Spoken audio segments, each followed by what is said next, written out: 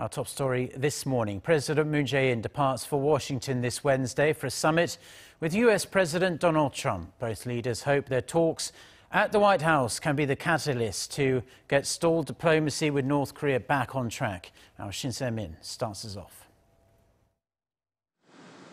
Embarking on a whistle-stop trip to Washington for a North Korea-focused summit with his U.S. counterpart Donald Trump, President Moon Jae-in's mission is to hammer home the importance of the top-down approach used so far in the denuclearization talks and the need for North Korea and the U.S. to start communicating again.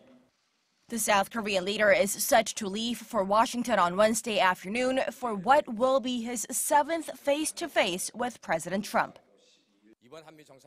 This summit is based on the need for both sides to consult with each other and revive the momentum for dialogue after the Hanoi summit. In the U.S., President Moon will continue his top-down approach and look for concrete ways to achieve the complete denuclearization of the Korean Peninsula. This summit comes at a time when there seems to be consensus both Seoul and Washington can get nuclear diplomacy back on track, even though the most recent meeting between the leaders of North Korea and the U.S. ended with no concrete outcome in February.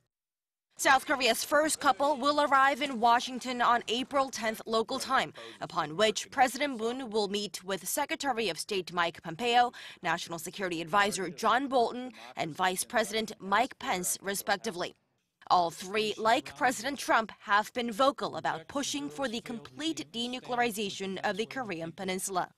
Then the summit between Presidents Moon and Trump will take place for about 2 hours at the White House. It'll be followed by an extended meeting with senior presidential aides. Though not fully disclosed, it's likely President Moon may raise the need to loosen sanctions on Pyongyang or provide incentives to North Korea that makes life easier for ordinary North Koreans. The leaders may also cover their military cost-sharing framework, bilateral trade issues, and even a reciprocal visit to Seoul by President Trump in the first half of the year. Bringing the leaders Kim and Trump back to the negotiating table might not be much of a trouble, given that it's not the first and that neither has shot down the idea. But the big unknown is whether President Moon's trip to Washington this week will help find a middle ground between Trump's all-or-nothing strategy and Kim's small deal approach.